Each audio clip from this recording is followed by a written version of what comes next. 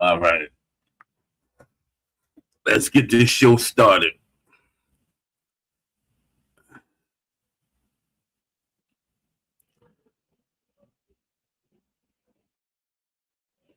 Go on YouTube. All right.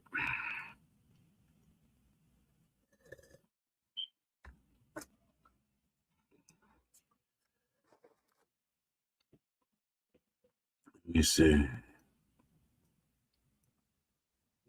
Let's see what we got going on here. All right.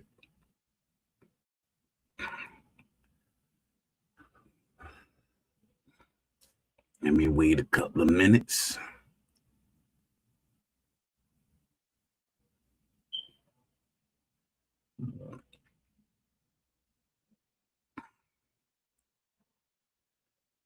Couple of minutes. Let me see.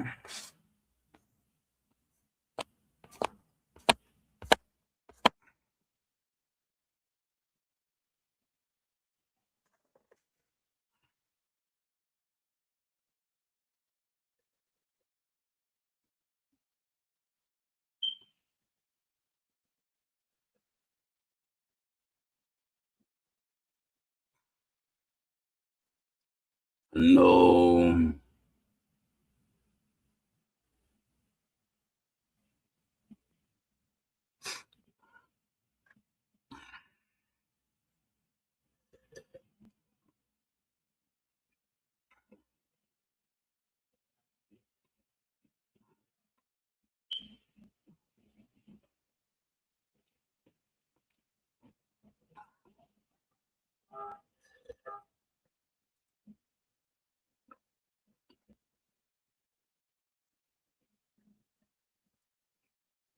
All right. Let me see.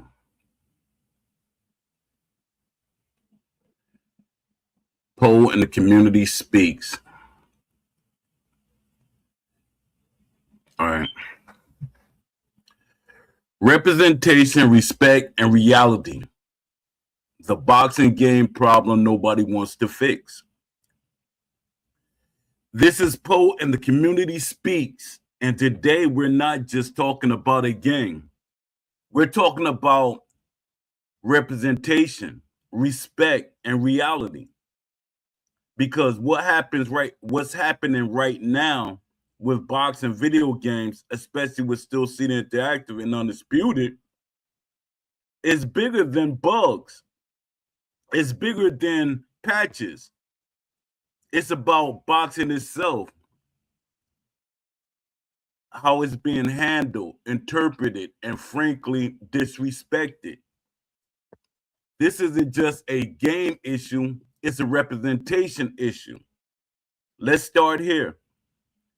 If you are putting real boxers in your game, legends, champions,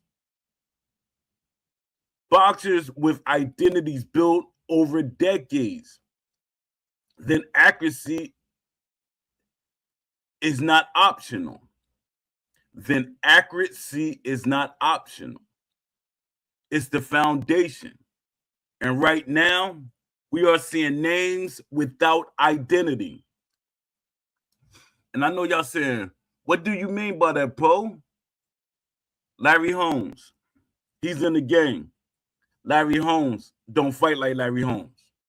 Larry Holmes movement is not like Larry Holmes. The little nuances of Larry Holmes is not Larry Holmes. Muhammad Ali is not Muhammad Ali. It's just enough. It's just enough to make it believable.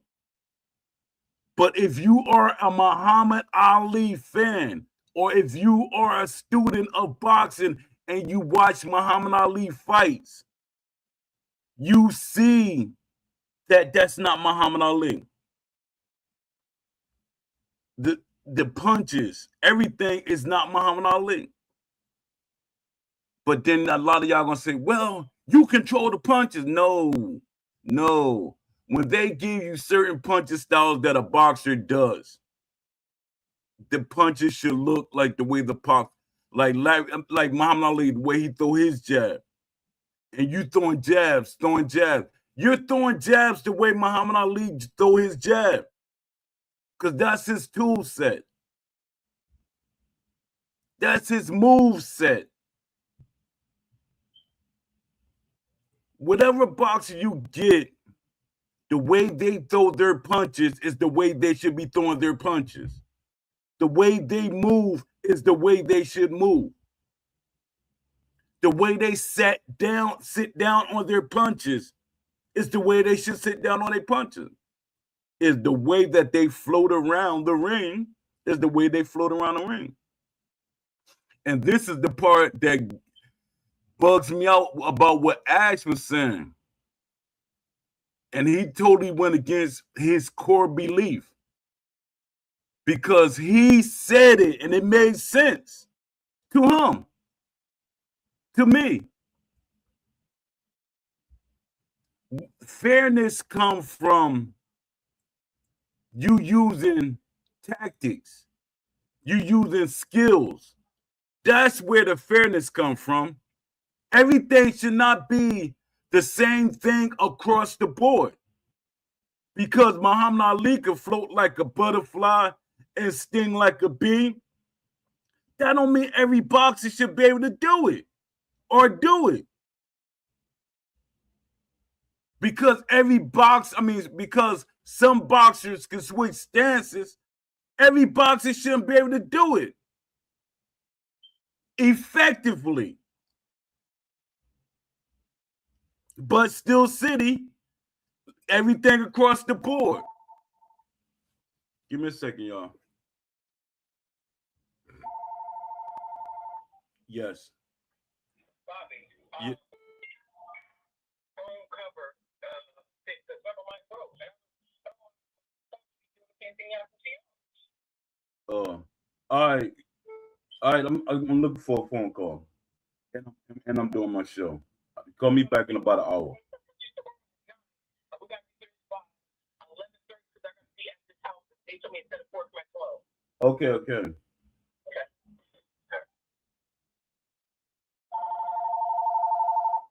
Yes. Robert, Corey be there about 10 minutes. You're dropping off food up, so my plate is with him. All right. And the rest is paying it. So I'll call you when he outside. All right. Okay. Oh boy, busy. All right. This isn't just a game issue. It's a representation issue. Let's start here. If you are putting real boxers in your game, legends, champions, boxers with identities built over decades, then accuracy is not optional. It's the foundation. And right now, we are seeing names without identities. Muhammad Ali feels like a version of Ali, not Ali. Larry Holmes, one of the greatest jabs in boxing history, feels underwhelming. Across the board, boxers don't fully reflect their real lifestyles. And that's a problem. Let me see if anybody pop up in here while I'm doing the show. No, nobody ain't pop up in here yet. Because boxing is not just about throwing punches. It's about how those punches are thrown. When they are thrown. And why they are thrown. That's identity. That's identity. That's style. That's legacy. That is legacy. And if your game can't capture that, then what are we really playing? If your game can't capture that, what are we really playing? How is this allowed? Now, here's the real question. How is this allowed to happen?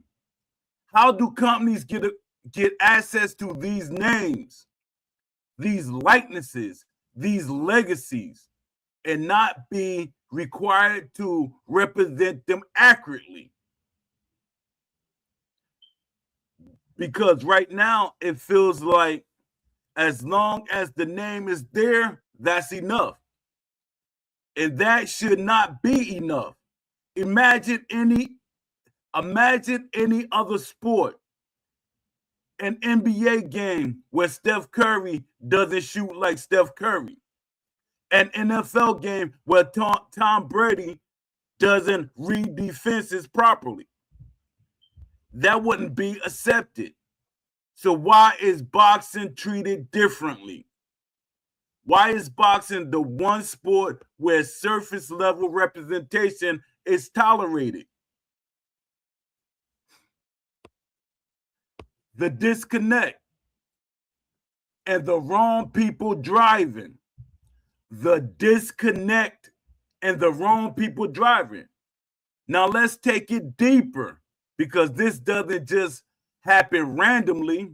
This comes from a disconnect in development philosophy. And part of that disconnect comes from who is being put in position to build these games. Just because someone works on a major title does not mean they understand boxing.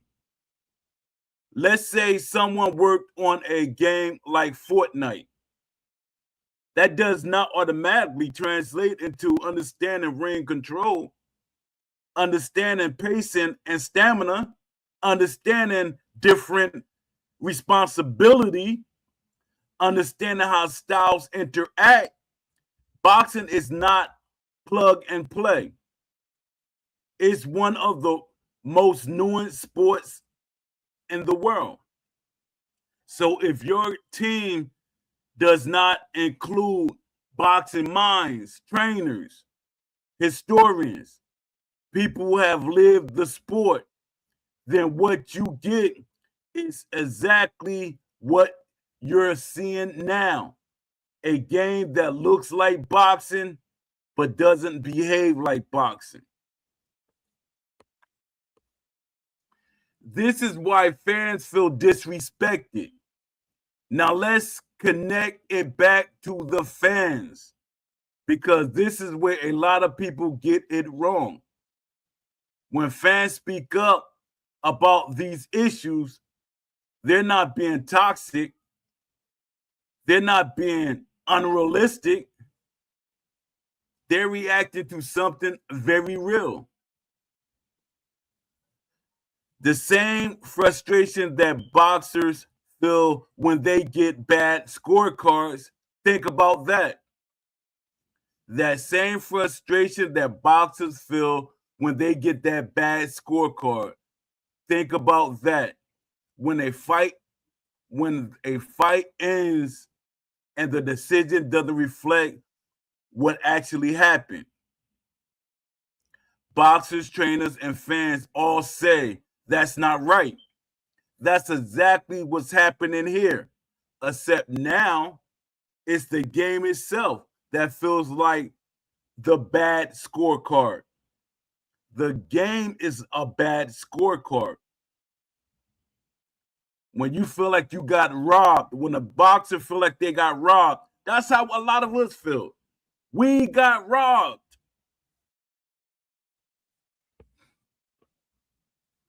The myth that fans don't want realism. Now let's address one of the biggest myths in the industry. Fans don't want a realistic boxing game. That's false. That's an industry thing. That's the industry. Because they feel like if we make the game accessible or children friendly, we will get more people to play the game. And it's the most idiotic thing ever. It's the most idiotic thing ever, especially when it comes to sports games. It's the most idiotic thing ever. And we already have proof.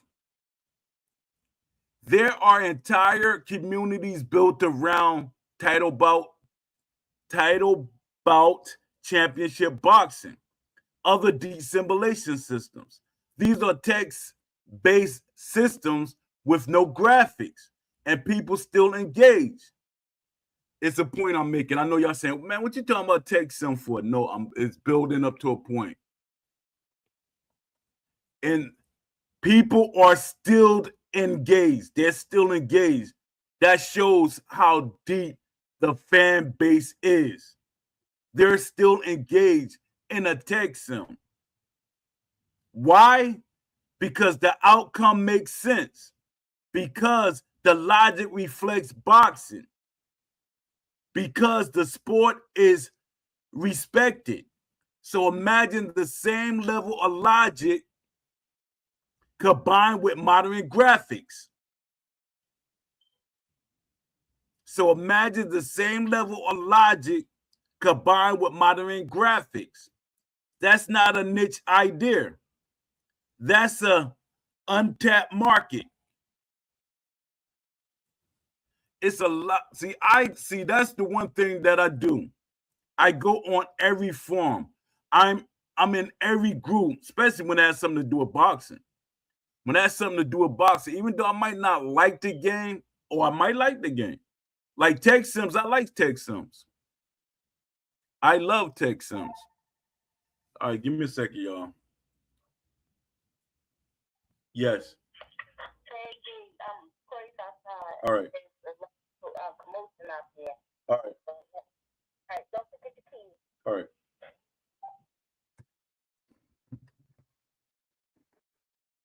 Give me a second, y'all.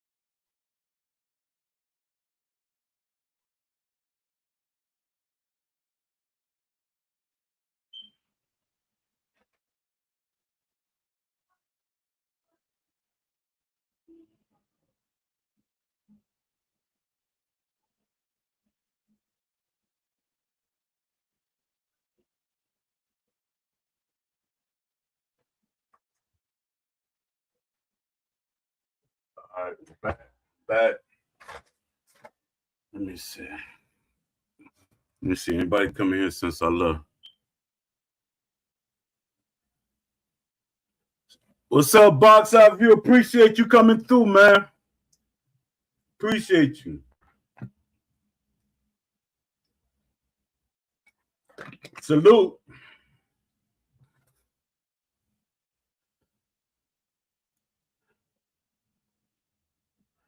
All right, let me see. Because the outspoken makes sense, because logic reflects boxing, because the sport is respected. So imagine the same level of logic combined with modern graphics. That niche idea, that's an untapped market. I read that. All right. 4 decades later, and still basic. It's over 4 decades, pushing 50. The first video game we had was 50 years ago. The first boxing video game, 50 years ago. So 50 years and they can't get it right. And I know y'all keep saying, oh, but they've been skipping. Now stop making excuses for it. The technology, the know-how is there. Other companies are giving them blueprints of what they can do. Anything that what 2K is doing and what other games are doing, a boxing game could do it. It's them. It's the developers.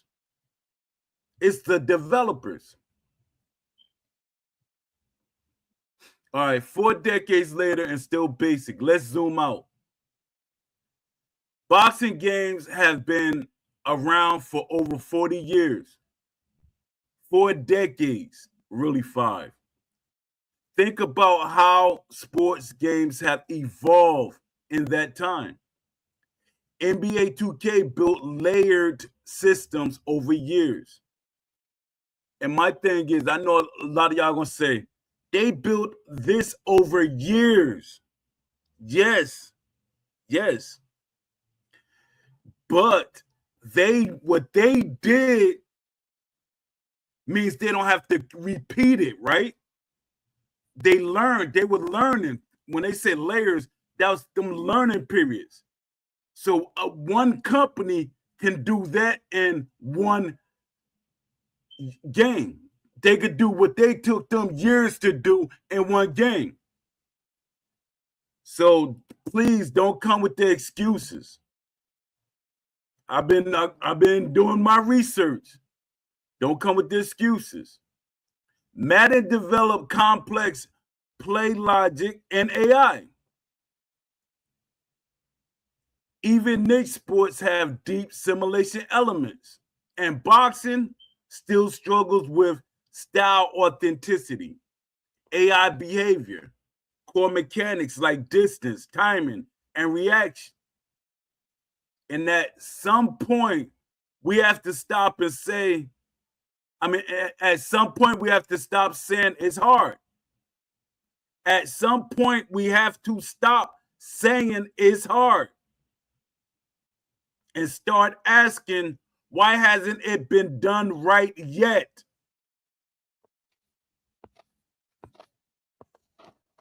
The bigger problem, let me see who I think that's Leafy.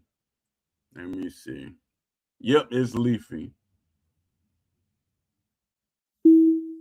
What's up, Leafy? What's up, How's it folks? going? Not much. Nice. Yeah. It's been a hot minute, but I had some free time on my hands, so Yeah, that's good. Yeah, I see you. You excited about the UFC news? Yeah, a little bit. I know EA isn't the best company, but the devil I know is better than the angel I don't. You know what I mean? Yeah. So Yeah. And I've been playing some UFC 5 right now, and I kind of like it, honestly. I'm like, okay, That's what so Beast was saying. That yeah, so what I'm seeing right now is there's actually pretty good vulnerability in this game. You can get put down with a punch. Like if you get caught with the counter, you can get put down. The yeah. movement feels pretty smooth. Vulnerability is like I said, it's really good. I don't know, cause I've always been saying like UD3 is like the best simulation MMA game, but now after playing it, I'm like, see, I don't know. I'm kind of split. Cause on one hand, UFC 5 feels smooth on the stand up for the striking. Ground game kind of feels a little weird. You can only throw one elbow on the ground, but it's harder than UD3. That's the thing. Mm, Like there's more stuff you can do. So I yeah. don't know. I'm gonna have to keep playing, take some mental notes, and write stuff down. But yeah, I don't know. Yeah. Maybe UFC 6 will be good. I heard there's more physics based striking and more of like overhaul going on with the striking system as a whole. Yeah. I hope they change. They do a lot of change. But the thing is, people like Brizzle. Brizzle was one of them guys that he do his research and stuff, and he makes sure that he want things to be accurate. Even though Mhm. EA would tell him to hold off on some of the realistic stuff, but Yeah. Brizzle try to keep things as try to make it as close as he can without making it too over the top. Mhm. Yeah, so I don't know, and he's not there. Yeah. That and I wish that Steel City would have got Brizzle. Mhm. That would have been cool. Yeah, that would have been cool. Yeah, man. Yeah, I was like I was doing some research on some stuff, and it's what I wanted to talk about today. When they send the guys over to represent the community that's not boxing fans. And Yeah. that's bad marketing right there to me. When you want people that's boxing fans, so when they go, you see the excitement. They start talking about boxing. When those guys went, one of the guys' name is Naz, Oh, and Naz Naz, UFC. he's a huge UFC fan. Mhm. And when he did a video, you literally see that he was super casual. He didn't know what was like, what he was, what was going on. The excitement wasn't there. He just was more happy to be in the hotel that they got him. Yeah. And that's the thing that was like, I'm like, yo, y'all like really disconnect with the community. That's why I say they don't know what they're doing. Mhm. I know more than what that the community managers and the moderators know. They like really disconnected with the community. They're really stupid. They really are. They really are. Yeah, no. So I'm like, Thank you. I want to say a big shout out to Will Kinsler. Thank you for ruining the boxing game of my dreams. oh From the bottom man. of my heart, thank you. Thank you. You did EA a favor, Will. Thank you. Yeah. When was the last time you talked to Beast? You had Like you 2 months ago, yeah. 2 or 3 months ago. I think I ain't talked to him in a month. He was calling me back to back, but it was like I gotta wait because Beast is like sometimes he like go overboard with some things, and he be trying Yeah, to and he a tell little me bit. how I should do my show. He said, Hmm. "Well, Paul, you should do this and do that." No, that's your style. You can't create me. For one, I'm older than you, so you Yeah, trying to tell me how to be me. a grown man. Yeah. And people, I like my audience. I like my audience. I'm not trying to get your audience. People like you for your shock factor, but that's Yeah, you. yeah. We shouldn't be trying to clone Yeah, Beast. The yeah. See, Beast mentality. yeah. We both had the same wants, but we approach it differently. Yeah, Yeah, And then another thing, man, like I try not to argue with him with everything because, then I don't want to be like boom, boom, boom, boom. Because he Yeah. always like with my tendencies idea. He said, well, tendencies and traits are the same thing. And I don't argue with him. They're not the same thing. Tendencies and traits are two different things. Yeah. They almost the same thing, but they're not the same thing. Yeah. Because Traits Go are ahead. like abilities that the fighter has like trains and like has implemented. Tendencies is how often they do X, Y, and Z. Exactly. Like a move. Exactly. Or like Because how they that's how 2K is. And I'm like, you play 2K and you should know because they got like the tendencies and traits. Yeah. Like such and such got this trait and he also got tendencies. They're not the same things. So I'm like, man, I'm like, man, I'm not arguing with Bees. Bees like shoot. I'm arguing with my wife enough. I don't need to argue with you and my wife. Yeah, man, that's a one-sided battle. We all know which side's gonna win, and Exactly. not you. Exactly. Um, So yeah, man. So what's going on with you in the game? You still trying to see what you're gonna do? Oh, yeah. I mean, I don't really like to talk publicly about what I'm doing anymore because Okay, I feel like I built like once you too much do hype. that, yeah, once you start talking to the public, then everybody start annoying. It's pressure. Where's the game at, Leafy? Where's the game at, Leafy? Where's it at? Where's it at? That's why Claymore and Cut. I know he's like, I wish I never said anything. But he needed to say something so Yeah, to get some type of funding. But man, like I tell everybody, I said, if right now I came into some money, if y'all don't pay attention to my screen, y'all never know that I'm building a game because I know I see that you're wearing a slightly different shirt today, Poe. Is that a sign? Nah. No, but it's gonna be something like that though. But the background will change. You be like, Dad, what's that? Look like a logo or something. Yeah, but yeah, my thing is I'm not gonna tell because I know how people get, and I'm not going through all that, and nobody can bully me because I got too many ideas for you to be like, well, you don't know what you're talking about. I don't know what I'm talking about. I literally boxed. Yeah. That's the argument that people be getting me with. You don't know what you're talking about. You don't know, man. I box. I could train my thing right now. I could train somebody, and and that person that argued with me could train somebody, and the person that I train to beat the brakes off of the guy that he trained. That's how, because I know what I know. I've trained people while I was training. And like I said, when people be trying to doubt me, ask Shannon Briggs.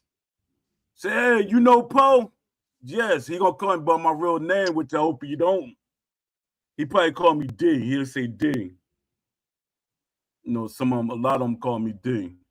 Yeah, Ray Mercer, all them. Like, I know what I know. People be acting like I'm supposed to forget what I know.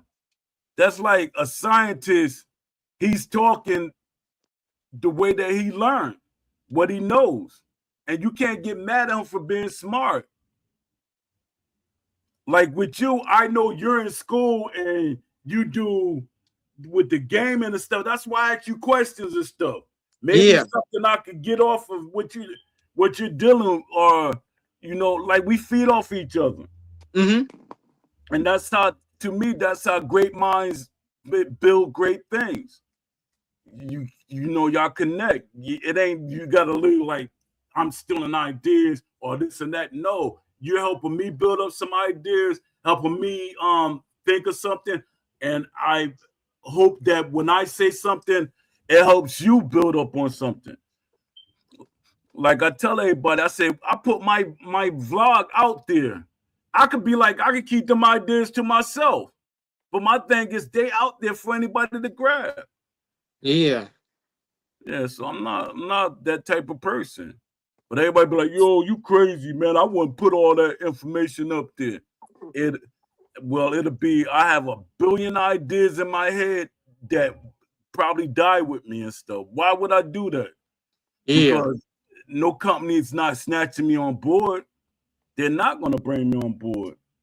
Everybody's scared of me. That's crazy. It's like Steel City was scared of me. Like, nah, that guy can't come in the studio. He's gonna make us do something. He's and I know, especially when Will Kinsler got in there, he probably told him I was a troublemaker. Yeah. And the So- thing is, I wasn't a troublemaker. I just was more outspoken than everybody. I wasn't a yes man. Yeah. He's probably like, well, I actually know Poe back in the day, and let me tell you this, he was way too ambitious. Yeah. He wanted to be consequential. Yo, that joke funny. Especially when you ever hear B say that? Yes, that's where I get my impression Yo, from that Beast. joke be so funny. I'll be like, yo. For him to have the voice that he got and then he changed it to act like Will, I like, yo, man, you crazy, man. He's gotta take up comedy, man. Yeah, man. He's funny, dude. Yo, I told him he could be comedy. Mhm. And his comedy is him being realistic. Being I was like, yo, man, you be funny, man. I be laughing sometimes. And he be like, man, I'm serious, man. I'm serious. And I said, yo, man, come on, man. Just think about what you just said, man. I've had times when I'm watching Beast's videos where I have to pause the video because I'm laughing so hard at what he's saying. Like, no, it's true. I know it's true, but he phrases it in such a way where it's like you start laughing. Like, yeah, I was like, man, some of the stuff be cringy, but I'd be like, yo, I said this joke. I said, like, yo, man, you gotta think about what you say sometimes. It'd be funny, man. Then he think about it and he'll laugh. And it's funny to me because when he laugh, you know it's funny. Yeah. He's like, right, Paul, and he start laughing, right? I'm like, this joker laughing. I thought he don't laugh the way he always angry. Yeah, I've heard him laugh a couple times. Like, whoa, is this still Beast? Yeah, I'm like, yo. Yeah, but my thing, this another thing I want to talk about before I get off topic and I forget because I got to do this segment. The survey. I'm still wondering why people they scared of the survey and they keep saying that. And what's going Aaron? He literally said what I be saying. They keep saying that the developers they know what we want, and we've been saying this for all the time. They knew what we want when we had the ESBC version. So my thing is with a survey, and I keep saying it, with a survey, it forces them to make what we want because the publishers, the developers and everybody, they have a receipt. And we all see that receipt. So hey, this is what it says. That's what we want. That's where y'all getting your money from. So you got to give it to us. Yeah, but like, okay, no, I'm not saying. No, I'm not disagreeing with the survey. Feedback. All feedback is good. At some point, we're gonna have to sit down and say, developers. It's down to the developer at its core. Like the community can be as vocal as we want. We can have all the proof in the world, but it's gonna come down to what the CEO thinks. It's gonna come down to what his personal beliefs are. Like, I agree that a survey, if a fuck ton of people signed it and we showed them, hey, we want realistic stuff, and they see that, on one hand, maybe it might persuade them. But on another hand, we've been saying this for like what? For me, 6 years. I've seen it for 6 years. You've seen it Yeah. for the past 20, 30 years asking for realism. Yeah. Companies, they aren't stupid. They see people wanting realism. The thing is though, it's such a risky thing for a new company or an established company to make a gamble on that they just flat out refuse. It Yeah, but needs to be someone who doesn't have a risk to take should take up a realistic boxing game. If they don't have any risks, like they won't, their life won't change if this fails, then maybe they would take up that opportunity. And I'm not disagreeing with you, Paul. I'm not trying no, to I be know. rude or anything, but I need this. I need you. That's how you had the conversation. Yeah. yeah, but I don't know, man. It's kind of like with EA.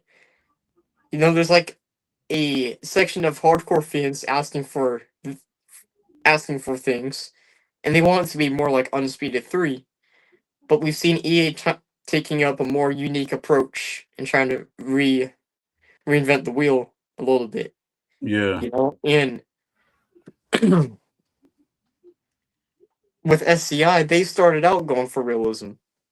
And that's And where they kept got their asking for it. money from. That's what Yeah, that that's million how copies sold from that realistic get the trailer, yeah, the that's demo they where showed the us. money Yeah, came from. that's where it came from. But another issue is having so many people in a company. You're gonna start losing one mindset. If you have hundreds of people in a company, they're all gonna have their own opinions on what a game should be, and that's why the game kind of sucks because they got a lot of people and there's too many conflicting voices. Back when it was really a really small team with like 5 or 6 developers, yeah, it looks pretty good, right? Yeah. But if we're expanding the team, you're gonna get people that are, you know, Street Fighter fans, Tekken fans, people that just want to see a boxing game and they aren't like focused on realism.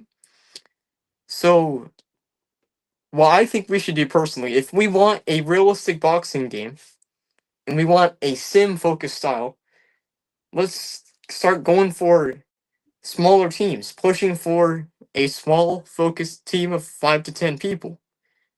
Yeah. Make sure those 10 people go through a screening process.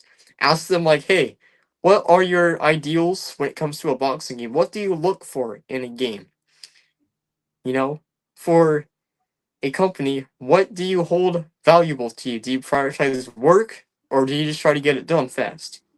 You know, are you a community guy or are you just someone for yourself?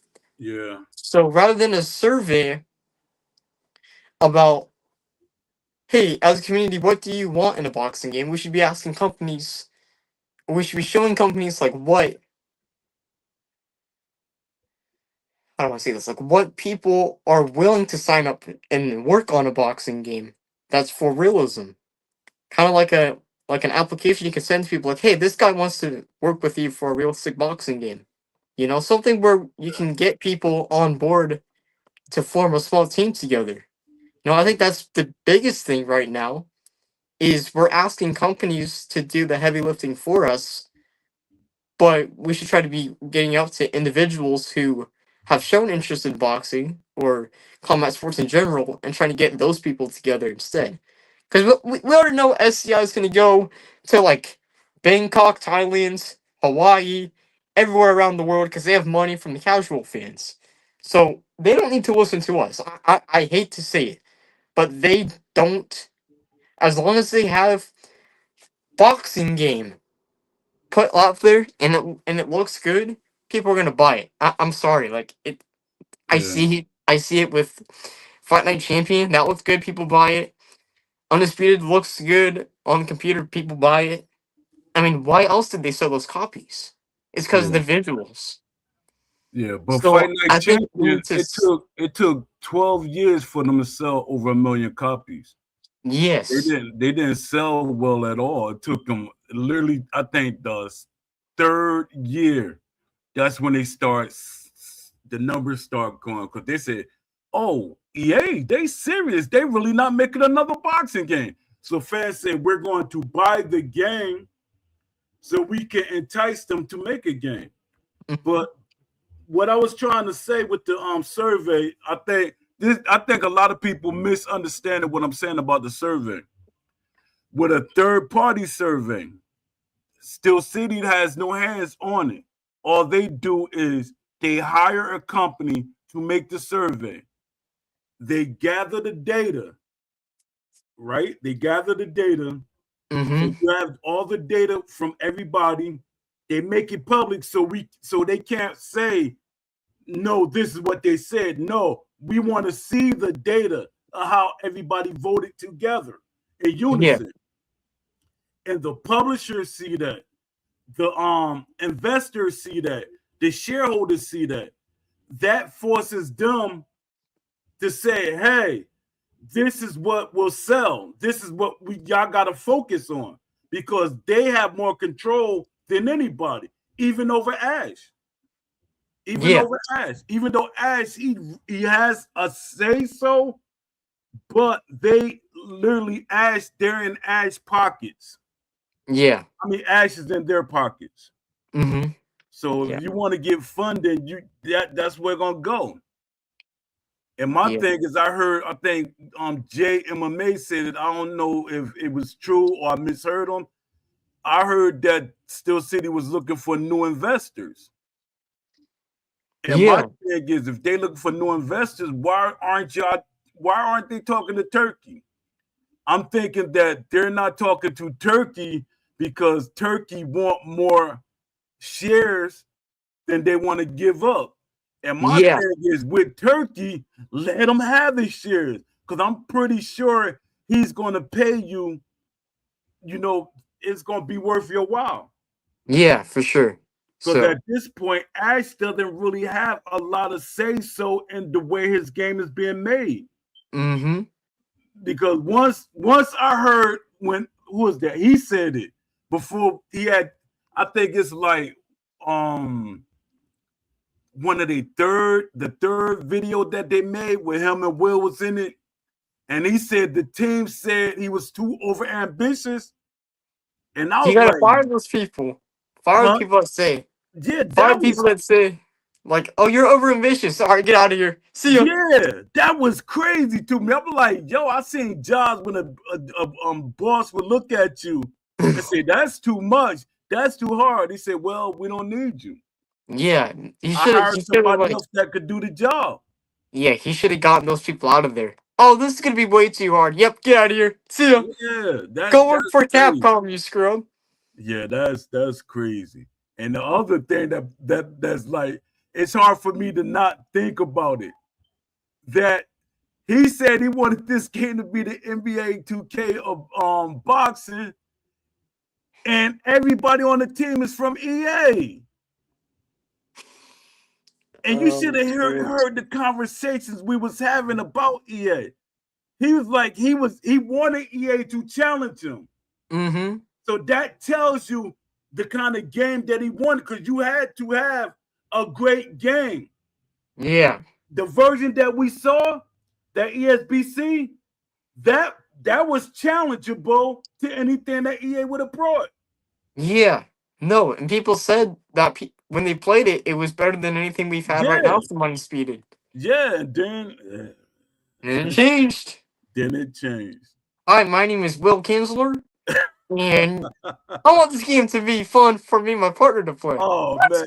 And that's the funniest thing to me. When they keep saying fun, I'm like, boxing is fun. What are you talking about? Who came up with that terminology in gaming? Oh, I wonder. Yeah, that's crazy. It got to be fun for people. Realism is fun to me. Yeah. When I used to be in there knocking people upside the head, that used to be fun to me. When I get knocked out, that's fun for me. I don't care what happens, man. No, but I'm like, yo, who keep making up these terminologies? It's crazy. Lazy people. Yup. Yup. And that's what I keep saying. I know they're going to, at some point, they're going to get mad and say something. They'll be like, how Good. you going to call me lazy? How you Good. going to call me? They're going to come on the show. How you calling me lazy? Because your game's trash.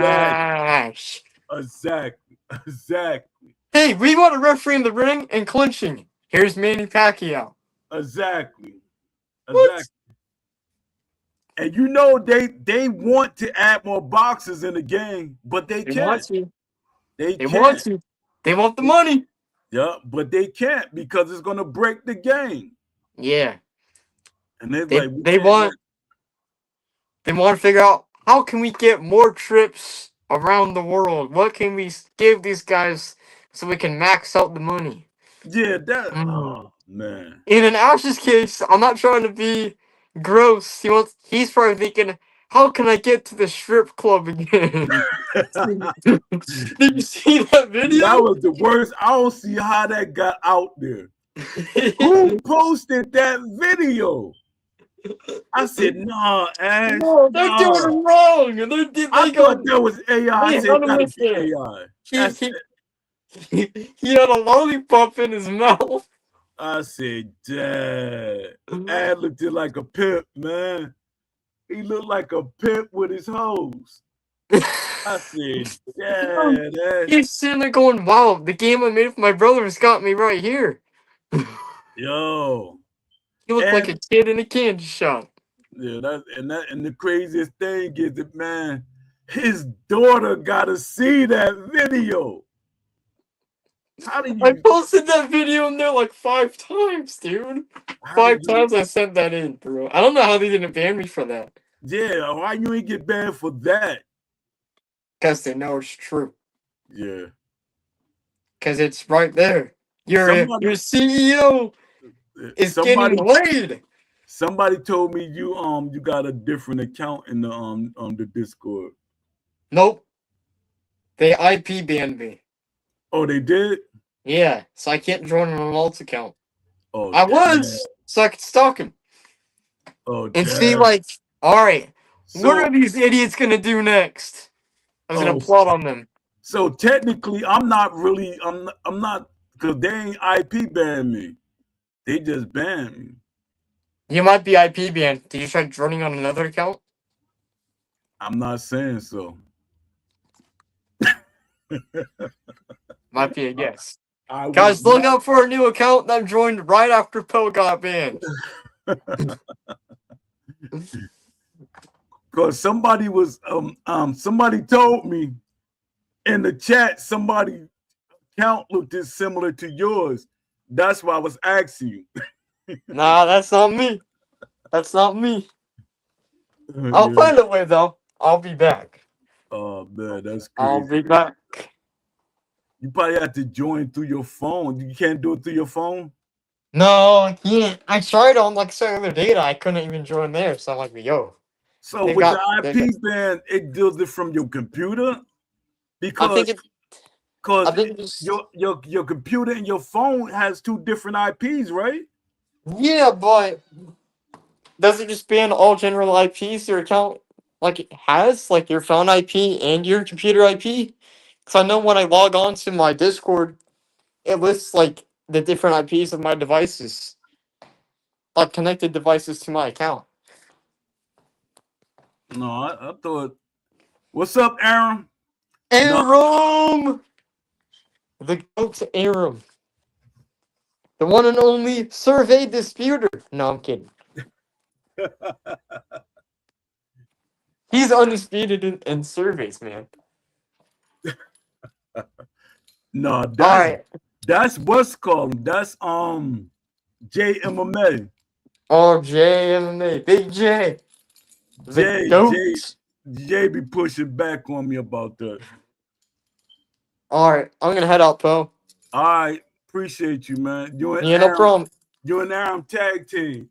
Yeah. Tag them in. Yeah, so I'll leave you to Aram and All right. yeah. Once you- I'll be back if you're still streaming in an hour. I'll probably be back on, but all right, yeah. I'll be here. All All right. right, Talk to you later. Appreciate you, man. no problem. Peace out. Peace.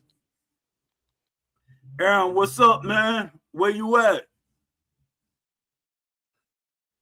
I'm Where at you at? home. I got some time away from my kids, so Oh, I'm just chilling right now in the garage. okay. Yeah, because I thought you was hostage or something, and you was trying to send out a code for me to decipher. No, I think it's already been known. I think it's already been known that I got it all.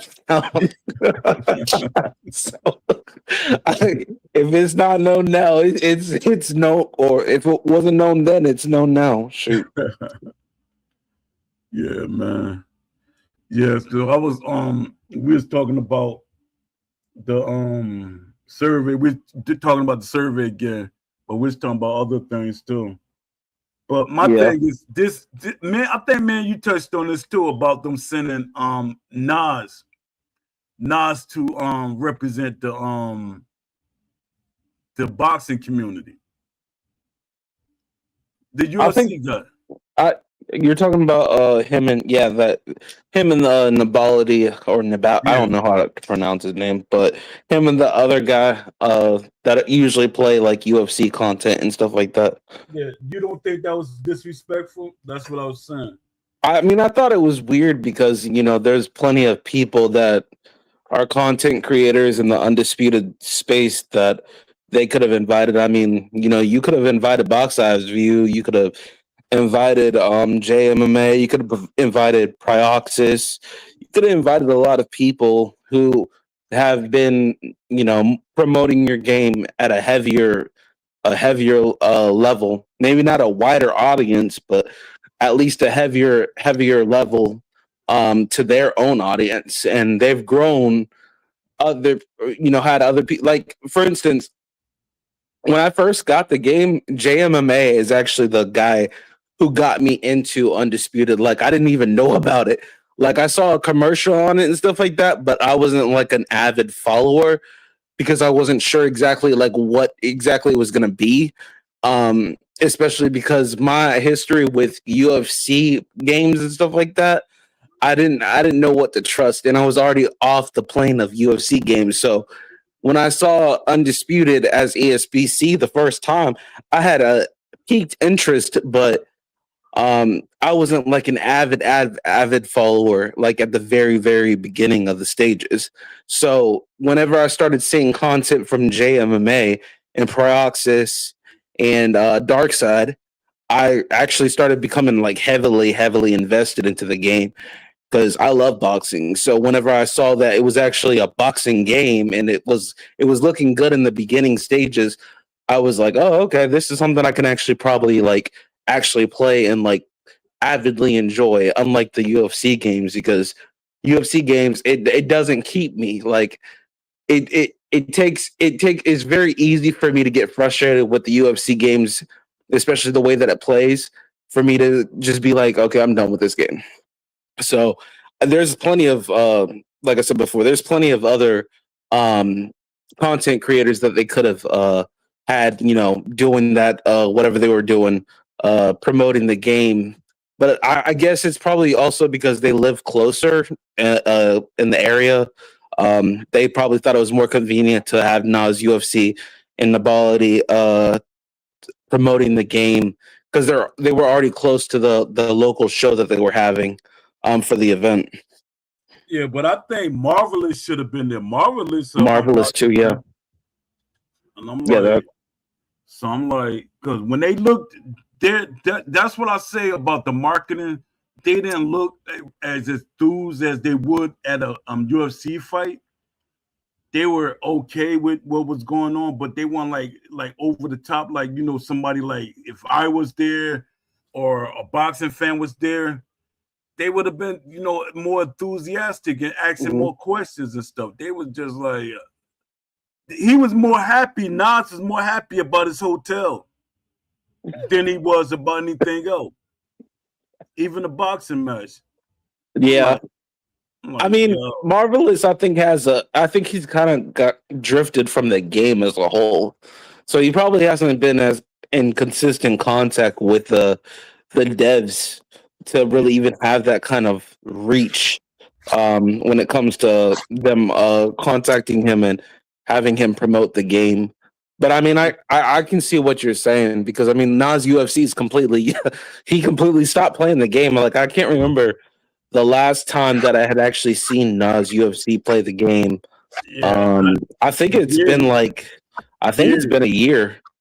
yeah, Yeah, I ain't like seen him in a year because I remember when he joined one of them groups, one of the first leagues that they had out there. He was a part of it. yeah, I think he stopped around what December, like December or January. And he was sporadic with his game time with that. He was basically like playing that every once in a blue moon. I'd rather for them to have Westcom there, and he's definitely not a UFC. I mean, he's definitely not a boxing fan. Marshall Mine. Oh God. Yeah. No. Nah, Listen, I'm Marshall playing. Mind is an OG in the gaming space, but I mean, I don't know about that. I'm playing. I was gonna say because there's a lot of hostility towards Marshall Mind because a lot of people feel like he's one of the biggest reasonings as to why the game ended up being what it Yes, was. he is. He is one of the main voices. They were listening to him. Will Kinsler invited him to be a voice, and I was like, wow. And that's the thing right there. Even some of the other EA developers, I'm not gonna put their name out there. They're like, why isn't he bringing me on board? Why isn't he talking about me? Why isn't he letting me be a voice?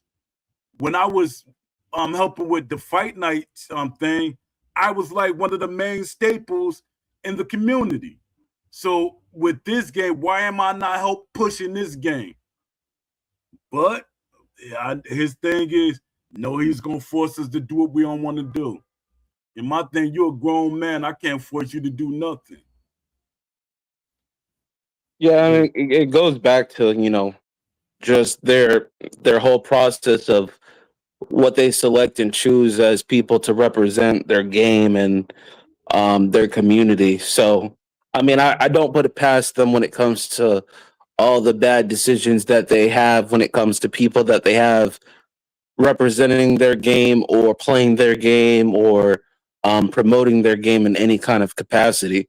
Because these devs are the same people who, they sold a big community, a big portion of the community, a dream that they couldn't, even bring a foundation to. So realistically, I'm not surprised that, when it comes to all the people that they invest promoting their game and stuff like that, it always falls short because that person doesn't really speak for the community. Yeah, that's true. Yeah, I'm trying to figure out where do they go from here. It's like the Steam is. I don't know if they're gonna piggyback off these next boxes matches and stuff or what. But my thing is the Steam is like the Steam is gone. Oh yeah, Like it's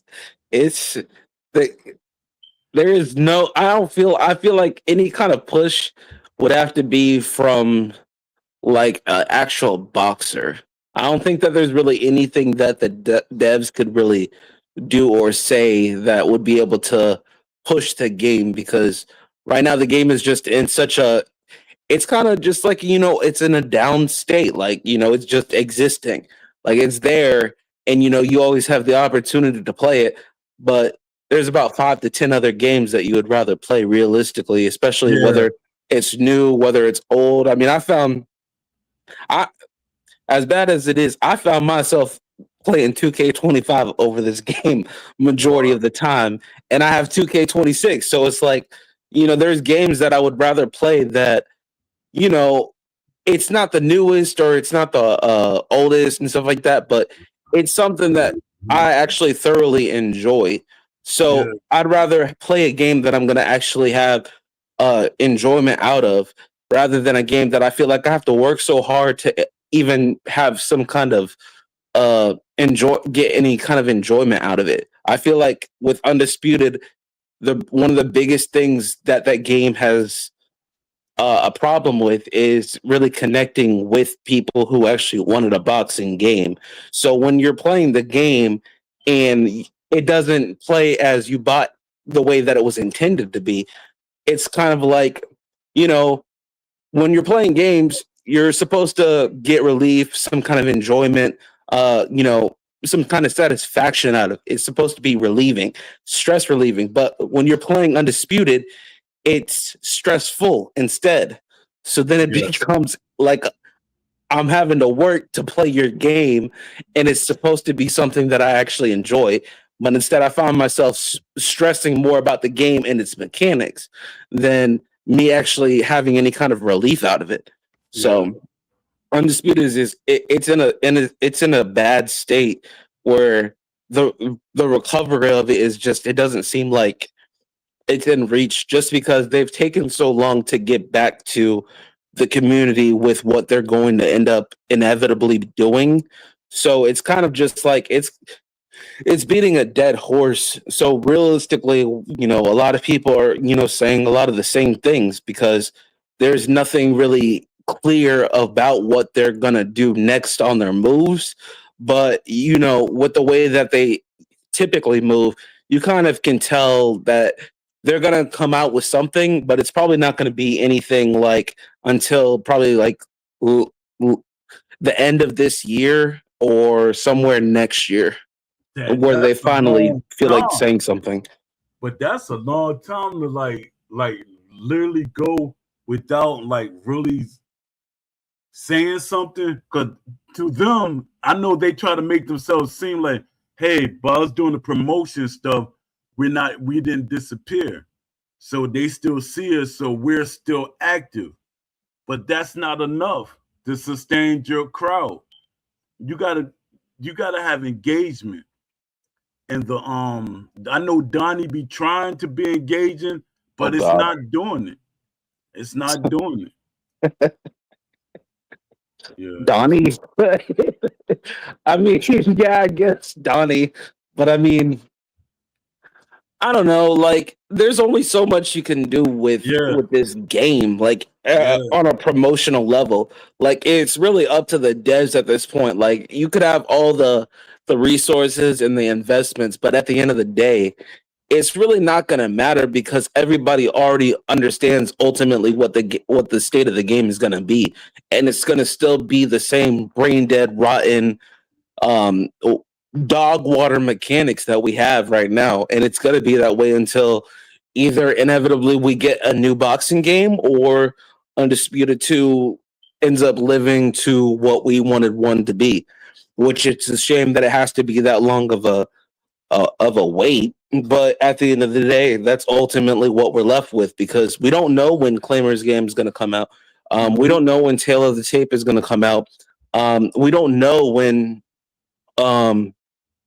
if Overhand Interactive is even even alive anymore at this point because they're not interactive at all. So realistically, when it comes to the state of boxing games or things that have boxing basics and mechanics and stuff like that, we don't really have much of options. So right now, it's like I said a while ago, you know, Undisputed came at the right time for money, but wrong time for actual boxing fans because we're right now realistically in a waiting period. Like the closest thing that we have into any kind of news in a space is really UFC 6. Like that's what a lot of people right now are waiting on. They're because there's supposed to be some kind of news. Supposedly, Mike Straw said something's going to happen. Like they've already started doing stuff in retail and everything like that. So everything is about to start ramping up on the promotion. And so realistically, you know, a lot of people right now, because we don't really have any boxing games besides Undisputed, everybody's really realistically waiting for UFC 6 because everybody's looking for something that's going to take them away from Undisputed. Yeah. They waiting for what's going to what's that? Grand Theft Auto. Oh yeah, Grand Theft Auto 6. Yeah. Yeah, they're waiting for that too. So I mean, like you have games that are gonna take you away from the spear. But if you're like me, um, I love combat games. I love boxing, and I don't love UFC, but I used to like it a lot.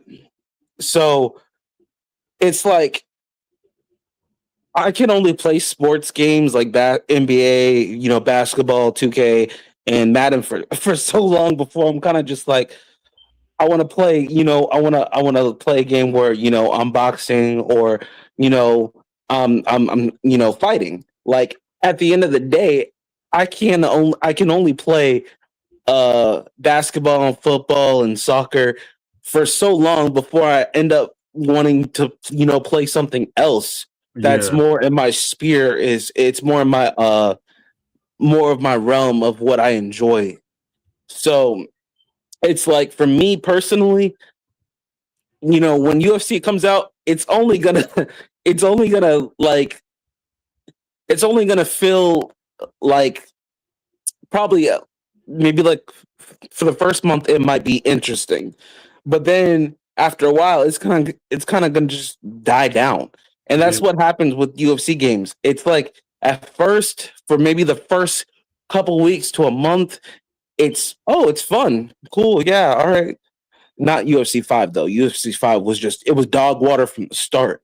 But typically, for the first month, it's kind of fun. You get some kind of enjoyment out of it. But then after a while, it's kind of like it starts to get boring. And it's like it's just I don't know. The state of gaming in general is just it's in a weird state where it's like and I think it's probably because we live in a day and age where a lot of people are, you know, they have a short attention attention span. span. Yeah, Yeah, exactly. And so it's just like, if you're gonna have something that's gonna fill the void, it's got to be something that you thoroughly actually enjoy. So when you're playing games to occupy that space, it kind of it just it's never fully fulfilling. So then you find yourself just wanting to go back to games that you would typically play, even if it's an older game. So that's the same thing with Undisputed. Right now, I feel like a lot of people are waiting for UFC 6 to fill that void that Undisputed could not fulfill because it did not live up to expectations. yeah, So it's yeah, just one of those things where it's like you can't really win, but at the same time, like there's really not much else for us to do. yeah. That's true. My thing is, I just want Still City to do the right thing. My thing is, but they're not hiring the right way.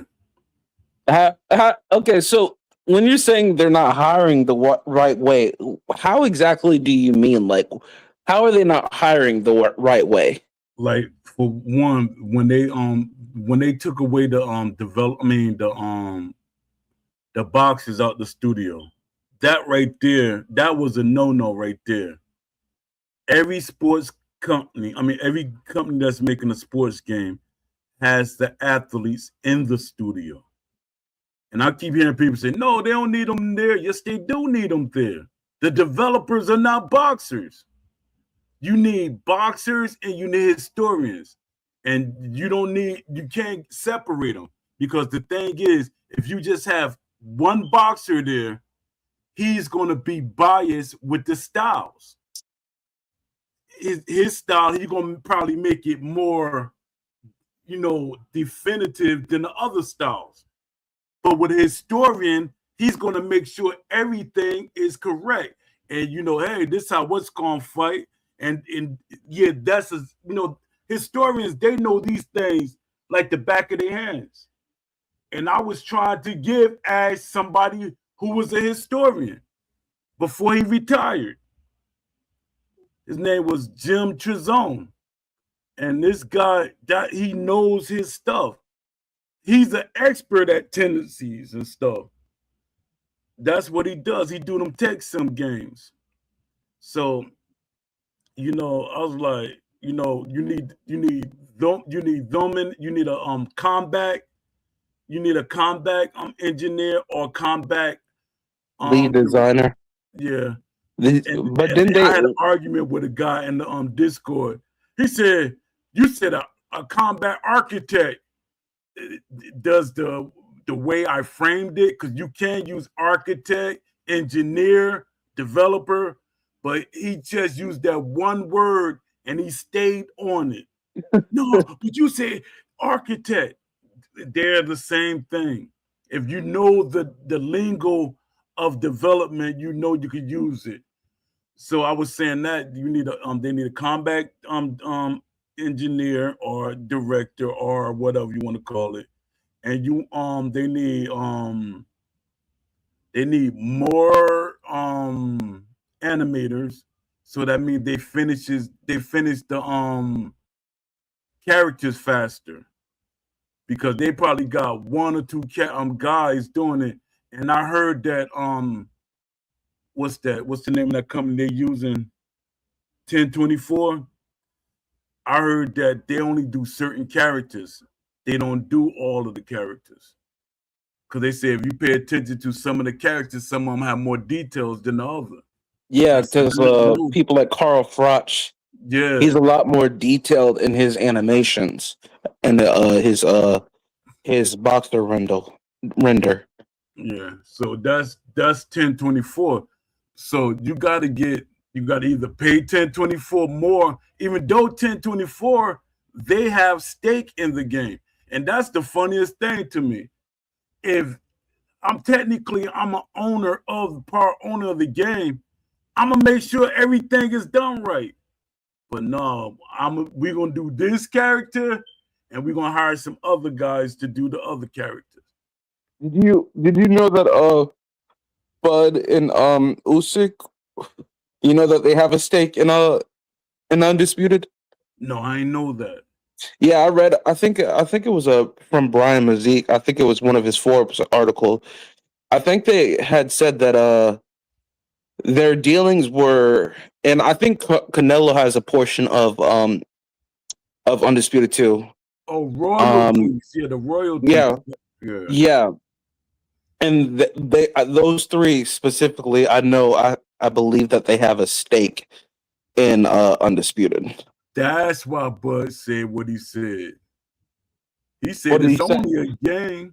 Oh, It's not that serious. But yeah, that's I've stupid. seen him play the game too a couple times. Yeah, but for him to say it's only a game, but he literally, I know because he played basketball games too. You Mhm. literally hear basketball players playing the game and critiquing it. But he's saying it's only a game and he's not critiquing it. Well, what has to also be understood is that's two separate entities, because of course, you already know when it comes to boxers, you have to literally go through each individual boxer in order to sign them. It's not like the NBA where you just sign the organization and structure a deal, and then you have all the players and jerseys and stuff like that. And then you have the contract of all those players who enter the NBA and stuff like that. Like boxing, it's a single entity where you have to purchase every single boxer. So boxers, they don't really have that kind of ideology when it comes to, I gotta be perfect and specifics. Like some boxers, of course, they're gonna be like that because they're gamers. Like Lamont Roach specifically, because the way that he's talked about the game in interviews, I could see him being like, that's not really how I fight, or that's not really like the way that I move, or that's not really the way that my defense is, or that my jab looks off. Like I could see him being one of those people who is more critique. They critique more of the game rather than it's just a game. It's like he's probably one of those people who is more invested into how he would be in a game. But then you have the other boxers where it's like, them being in a game, it don't really matter, because as long as they have the money, it just doesn't matter. That's it. That's why you said that. That sounds like something somebody, hey, they're gonna buy regardless because my name attached to it. Exactly. And that's sad. That's sad. And that's how Bud is. I feel like because think about it. If Bud really if Bud really cared that much about it, specifically whenever everybody had thought that whenever he was doing the promo and stuff like that for Undisputed, and they were doing all these pictures and the videos, and they were like doing some just pictures and videos together, basically, during the Canelo and Bud event. You would think that they would use that time, especially because they were in where that other facility that they have, the Undisputed Yeah. facility. You would think that they would use that time to basically give him unique animations to his newest character render in the game. But they didn't do none of that. They just basically scanned his shorts, scanned them a newer edition, newer model into the game, and that was it. And they just called it a day. Same animations, just different higher to lower ratio attributes. So it's like Bud he doesn't come off as a person who really cares. It's just as long as I get my money, I don't care. Yeah. Like, and Usyk, he seems like one of those kind of like, yeah, it's cool that I'm in a game, but it really doesn't matter. It's just a game at the end of the day, because he's not really interested in games like that. Like, he thinks it's cool and all, but it's like he's not invested into it to the degree of like where he's got to critique. Oh, I don't fight like that. Oh, my jab doesn't look like that. Oh, I don't throw a lunge jab like that. Or no, I don't throw my straights like that. No, I don't move like that. Like, there's so many things that where the boxers in this game, like even Sugar Ray Leonard, there's so many things that if the boxers were more heavily invested into how they were in a game, that they would critique just out of that's just not who they are. If they were more invested, they would be more critiquing of Undisputed as a whole. But you don't see that. So I feel like when it comes to the NBA and boxing and stuff like that, video games, it's two completely different atmospheres, because in the NBA, you see a lot more like passion and stuff like that, where basketball players, they're spending their whole freaking life to, do like just this one thing and this one thing only. And even if they're the worst on their team, they're going to still do it to the best of their abilities. Where in boxing, it's like it's me, a mono, and for myself and me, myself, and I. I don't care about all these other aspects of the sport when it comes to me in a video game, like that. And that's just what it is, because in boxing, you're dealing with separate entities, and in basketball, you have a community, like a whole huge community. So I just feel like there's just a different level of perspective when it comes to how they're represented in video games, and that's just the only reason why they just don't look at it the same. And boxers, they're not as gamers. They're not really gamers. NBA players, they love games. Like, you see them more often playing video games. Yeah. Yeah, but that was argument, man. Beast. Well, I don't argue with Beast because we'll be arguing forever. But he was saying boxers don't play. He said, man, what boxer play video games? I said, man, we used to play them all the time. I said, you act like Shannon. Shannon played boxing games. I played boxing games. I used to train. After I get finished training, I go in the back room and I'm playing the boxing game. I used to bring my game to the gym. Yeah. I said, there are, even you ask some of these older boxers, who is this guy? He's Italian. He's a light heavyweight. Rocky Marciano? No, Marciano's a heavyweight, but he would be a cruiserweight now. But he got a long name. It's Miss it's an Italian name. I forget his name. But I hope him get in the game too, because he was in Fight Night Champion, and I think he was in Fight Night Round 4, and Undisputed signed them. It's Miss it's a long name, but I got him in the game, and he's passionate about wanting to be in the game. He actually did some movement for boxers. He said, I did movement for some boxers. Really? Yeah. I keep forgetting his name. because it's a long name. Even if I knew his name, I still probably wouldn't be able to pronounce it. Yeah, but it's a lot of it's boxers that's passionate about the game.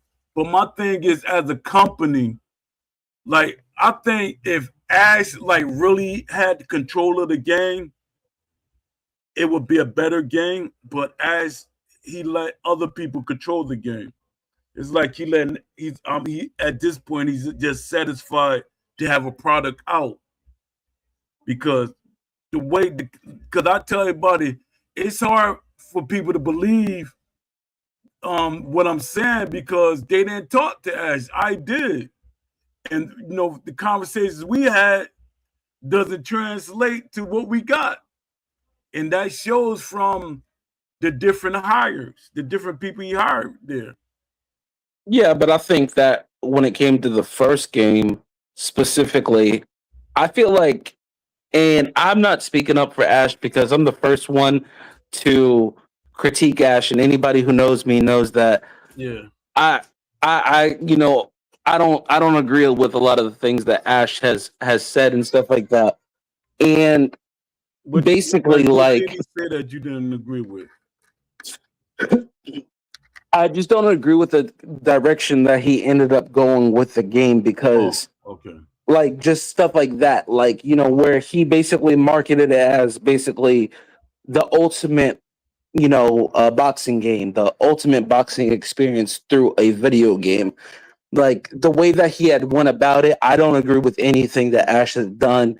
I feel like if you're really gonna go heavy and try to promo it as this and try to market as a lot of the things that we had thought that it was going to be and stuff like that, I feel like you should have done a whole lot better in the people that you invested in when you were hiring them and stuff like that. Yeah. Like you should have paid more attention to, are these people right for my team? Are these people the right individuals that I should have around my group and stuff like that? Are these the people that I really want? Do they have the same vision as me? And I feel like that wasn't looked enough into whenever he had done this game. But I feel like when it comes to the way he had went about the game and everything like that, I feel like he probably got burnt out in the this one. And it probably because it was like what, 6 years, and I feel like there was so much that had got stripped down that for him, he feels like, well, I had to do so much irreparable damage that basically it's like it's a different game than what I had set it out to be originally. And he probably got burnt out at some point in time where he was just like, you know what?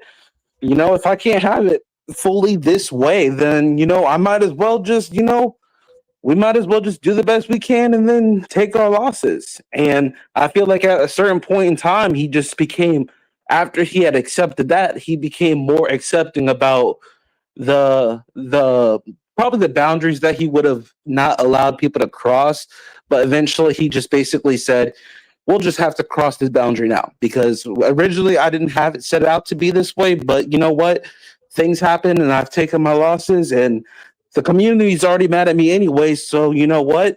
I'm just going to have to keep doing the best that I can and seeing it through if that's, if that's the best that I can do. And I feel like at a certain point, he just basically got burnt out and he was just like, he just took it for what it was and just took his losses and said, I'll see you in Undisputed 2. Yeah. See, this is the thing that I keep going back to a boxing game made by boxing fans for boxing fans. Why did you say that? That right there, you automatically draw people in and say, oh, somebody looking out for us boxing fans. Now you can't get mad at people. You can't get mad at the people that's like, hey, man, this game ain't boxing. What happened? Where the boxing fans that's working on this game? They don't exist. It's just was marketing. All of that was marketing. Well, yeah, because now nobody's working on this game. Exactly. It's just straight promo and dining and ditching because right now all you see is basically just them hosting events like we had talked about before. Yeah. Because And like they hosting a lot too. And I'm like, yeah, they're hosting another event? they're everywhere. They are really everywhere. Like this is the most I've seen just of them in general at Yeah. boxing events and award shows and everything like that. Like this is the most that I've seen of them. So it's pretty funny because originally when we thought that they were going to be doing a lot heavier promo and everything like that, we we thought they were going to do it then, but now they're doing it like way after the fact. Yeah. There's some stuff that EA did early in the development. Like the first 2 months, they doing it now. And I'm like, yo, I don't know, man. I don't know how they gonna how this gonna work out. Even Jay Shep, I know Jay Shep like, Dad, man, I gotta make sure I gotta make sure this art thing work out. Yeah. Because it's like you don't know what's gonna happen because they prolonging it too long. At least if they tell us, hey, we working on 2, fans gonna be like, all right, a lot of fans going they're gonna fall back. All right, they're working on 2. We just gotta wait. But now we just angry and we frustrated and you're not telling us anything. Now we don't know what to expect. So I don't know what to say. Well, now they're just basically allowing, Us to make the speculation, yeah, narratives and all of that to ensue. And they're just, benefiting off the newcomers because, they're not going to obviously say that, oh, yeah, we're about to work on 2 when they still have new, players, like a player base coming in and stuff like that. So right now they're just capitalizing on more players coming, more eyes coming to the game and stuff like that. And so they're really not that's going to make them even quieter at this point because right now they're just like, you know what? If new players are coming, then you know what? Just keep it going and while the game is still not completely died out, we're going to continue doing what we're doing with Undisputed 2 and our hires and everything like that. And then ultimately, whenever we feel like we have the positions that we need secured, then we'll eventually come out to the community and let them know, okay, well, this whole time that we've been quiet, it's not that we haven't been doing anything. It's just we've been hiring and we've been trying to nail everything down, deadlines, timelines, boxers, trying to get everything organized and coordinated so that way when we do end up finally releasing Undisputed 2, we have a better project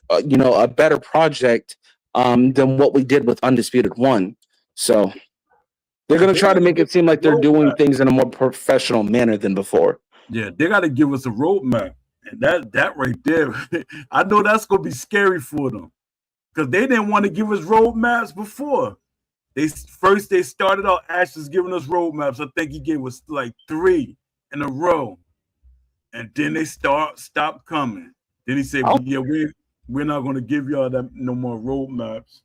Yeah, I don't think they're going to do a roadmap. I don't think they're going to do a roadmap for Undisputed 2, and I don't think that they're going to do an early access for Undisputed 2 as well. Yeah, because they don't want the expectations. They don't want to put themselves out there like that. Well, yeah, Undisputed 2, they're going to try to basically they're probably going to try to do it without an early access, and they're probably going to try to do it where it's like, once they feel like it's actually really done, they'll finally just put it out without having all the having to meet deadlines and everything like that. Like they're just gonna, when we're done, we're done. We're not gonna have a bunch of people saying, oh well, you said you were gonna be done at this month or in 6 months, and now it's a year. Like they're going to basically try to do it as quiet as possible, just so that there's not this expectation of a date that's set by the consumer base. Because before it was always, oh well, we thought it was going to be in this month or next month or this time. Like, so right now they're probably going to just try to do things as quietly as possible because they're trying to remove as much noise as possible before they finally just release, the game. Yeah.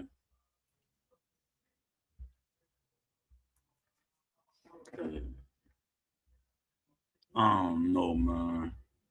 I just want to hear something. I'm from some news from anybody. Oh, you're not going to hear news from them. You'll hear news from EA before you hear news from them. I promise that. I would bet. I would bet on that. Yeah. I'm hoping that EA make 2 announcements at one time. That right there, that'll be like the ultimate. They'd be like, we're making Undisputed 6, but right after that, we're working on Fight Night Champion 2. I don't think that's gonna happen. Man, they say that, man, it'll go bananas. But the thing is that being that the Saudis bought it, we don't know. Saudis, they like boxing. I mean, it's in the realm of possibility, but I wouldn't set my hopes on it because it's just, I don't know. Like I just, even with the Saudis being involved in the ways that they are, I don't know if a new Fight Night game is really in their mindset right now. I feel like they're probably thinking more of a different games at this point. I don't really know what they're thinking of, but realistically, I feel like if there was something else about Fight Night, we would have heard something by now. Personally, even though Mike Straw said, he had said, I forgot what specifically he had said, but it was something about Fight Night, and it was open and then it was closed again, and then it was opened again, like something about like the possibility of renewing the franchise and stuff like that. So I don't really know if they're really that invested into it to really revive the franchise. Yeah, I was talking to Mike Straw. I was telling him because I was telling him, I said, I know when I was talking to some developers from EA, when Steel City did the ESBC version, they got excited. Still, EA wanted to make a boxing game, but they said, you know how EA is, it got to make sure it's money in it, because what scared them is they remember what happened with Fight Night Champion. Mm-hmm. It took 12 years for them to sell over 1 million copies, and that's not successful, especially when you see that ESBC sold over 1 million copies in 1 week. So that's like, well, okay, they sold what we sold in 12 years in 1 week. The thing is, in the industry, see how long does that last for 90 days? That felt Steel City numbers dropped within a month once fans saw what the game was. And I was telling them, I said, yeah, they saw what the game was, not what they thought it was going to be. Once they released the game, it turned a lot of fans off. And I said, y'all should keep going with that. But their thing is, EA, they get scared. They get scared. Anything that looks like it's going to take money. And boxing, they say boxing is like that take more money than any of their projects. Any of their projects, boxing takes the most money.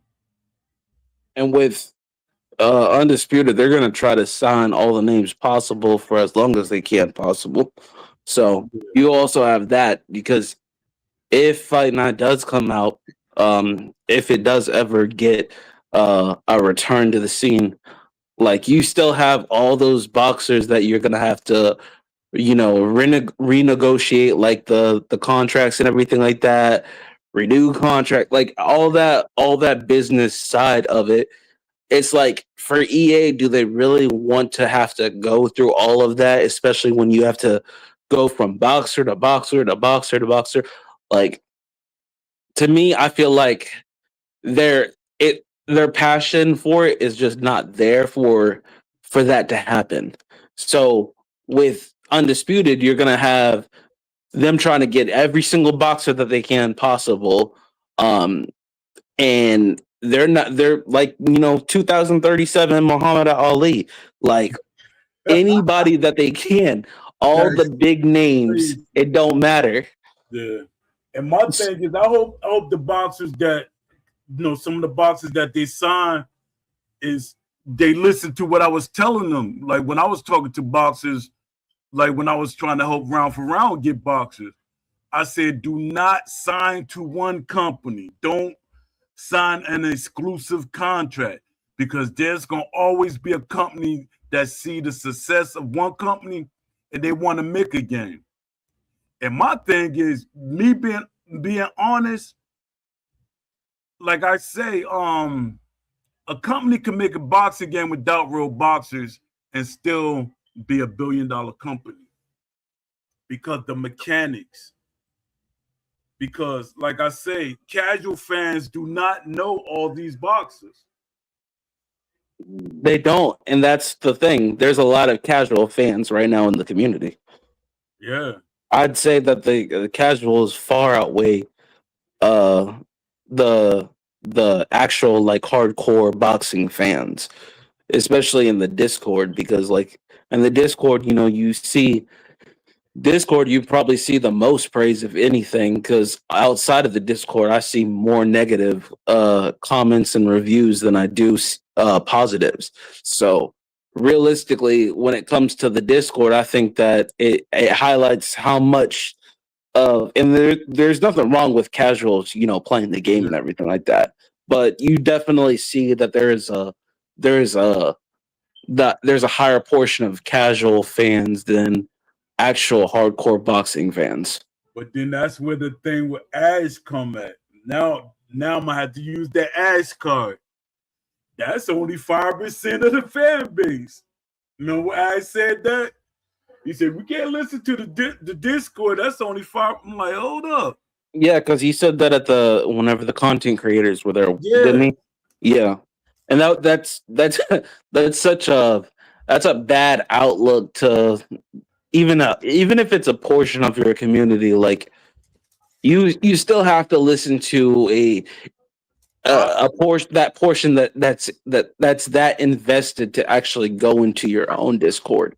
Because I feel like if you have a portion of those people actually committing their time, and they're one of those people that is in the gameplay suggestion feedback, and they're doing all these critiques and analysis and trying to give you feedback on ways to improve the game, like I feel like that's just it's a bad look on your outlook, just because you start to look like a person who just, it's more about the money rather than actually appreciating what the game is supposed to be.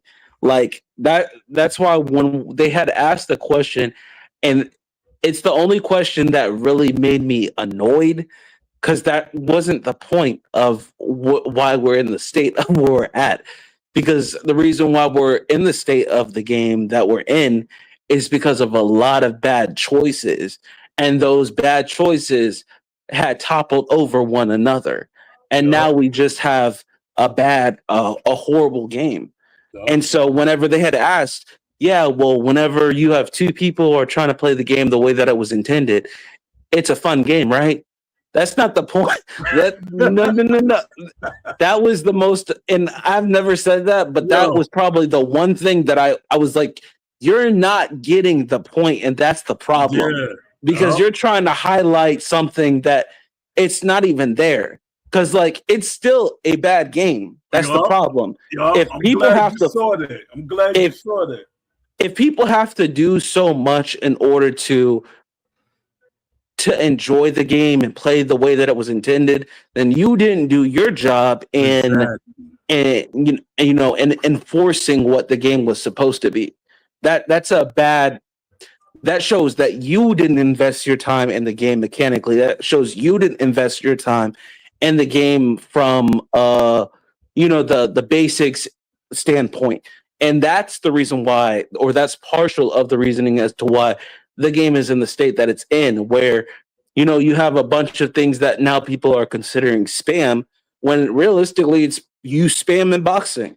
So it's the Yep. problem of the lack of defensive mechanics and the Exactly. horrible latency, lag, and drag, and just a whole bunch of bullcrap monopoly where you're basically rolling dice in the game. So it's one of those things where it's like I get where people say, you know, oh well, we're playing the game the way that it's intended. Like you have a lot of content creators who deserve a shout out, like, you know, Prioxis and Crooks the Great and Cold Blooded and JMMA and Dark Side, like Fight Nights, like all these very, very good content creators who play the game the way that it's intended, the way that it was designed, the way it was supposed to be played. Like they highlight the good aspects of the game. But that's the thing. They have to do so much in order to make the game look decent. And that's the Yeah. problem. Because even whenever you're playing the game the way that it was designed to be intended, it still doesn't look good. It still is a mediocre product. Yup. I'm Cold Blooded got mad at me because I knew I'm Cold Blooded for decades.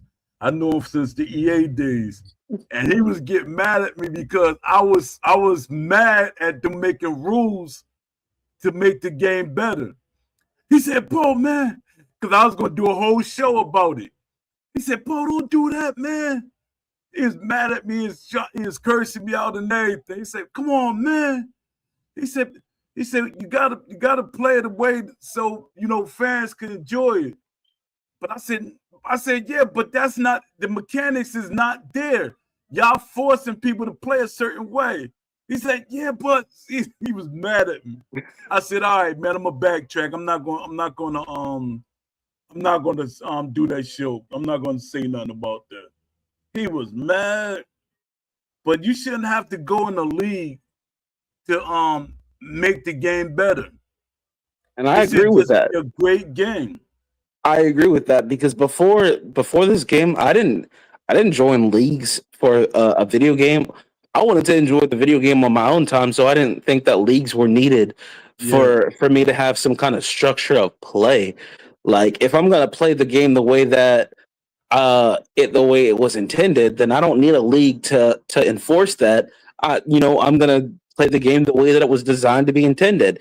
But the problem is whenever you go online and you're playing, you know, ranked or quick match, a lot of people are benefited by the way that the game is mechanically, because you can do so much stupid crap where it's like, you know, where in real life, obviously boxing rules apply and stuff like that, where, you know, if I'm gonna throw a million lunge jabs to your body and I throw an uppercut, you're more susceptible to getting knocked out because of vulnerability. You're at peak at that point because you're about to get knocked out. You're not thinking about what you're doing. You're not reacting. You're just doing. And because you're doing that and you're consistently doing that, of course, an opponent's going to pick up on the fact of, I could throw an uppercut right now and they're going to get laid out because they keep throwing that lunge jab. And it's not even a timing thing at this point. They're just throwing it just to throw it. So at that point, if real rules applied in real life and a person throws an uppercut at a person who's consistently throwing the lunge jab and leaving themselves susceptible to an uppercut, they're more than likely going to get knocked out. Yeah. But in this game, if you throw an uppercut, it's not doing nothing because you don't have that level of vulnerability. And in this game, you don't have that. You don't have that kind of. You don't have to think. You can just do. It doesn't have that kind of vulnerability where like you got that fear of, oh, I could get knocked out by any punch, or any punch can just clip me at any point in time, or I can always at any point in time I could be susceptible to getting that one punch KO. Like you don't feel that level of fear and adrenaline and rush as you would in a real boxing match, because that game doesn't have the basics mechanically of what a boxer would have real fear recognition in a ring. and it's not displayed in that like that in this video game. It was intended originally, yeah, in the ESBC era, Yeah, but after it became undisputed, more and more of what boxing is became less and less of what this game came out to be. yeah. And my thing is, I hate that they took strengths away from boxers. Some boxers have strengths that other boxers don't have.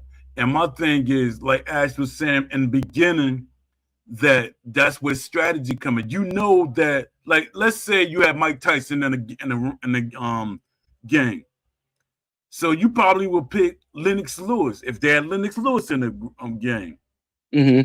And you will say, well, Lennox is taller than Tyson. And Lennox might be able to, Lennox will have to grab him.